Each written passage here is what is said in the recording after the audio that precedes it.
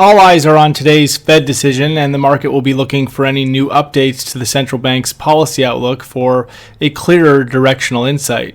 The broad expectation is that the Fed will leave rates unchanged and will continue with its pandemic relief programs. The big update coming into the decision comes from the Fed's adjustment to policy guidelines with respect to inflation targeting, with the central bank green-lighting prices to run above target inflation for longer periods of time without necessitating a policy response of higher rates. This has given the market yet another dose of incentive to be buying up stocks, a reaction that Fed policy is desperately relying on. The Fed has been a master at kicking the can down the road when it comes to policy normalization, and this should continue to be worrying to investors with the disconnect between stocks and rates screaming out in distress. And yet, all of this has been shrugged off for the most part, with Fed policy incentives simply too powerful to ignore despite the red flags.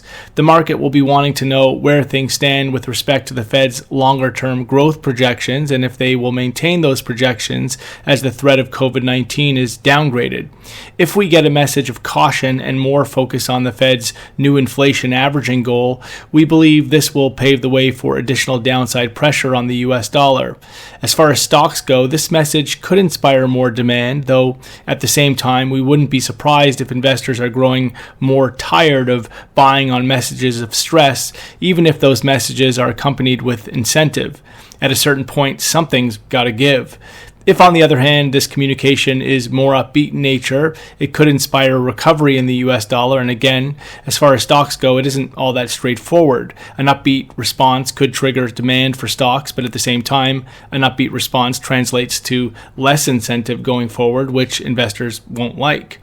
Another thing making investors uneasy is the increased pressure from the Fed on government for fiscal response. This underscores the limitations of Fed policy, and if we hear more about this today, it could prove to be a dagger for equity investors.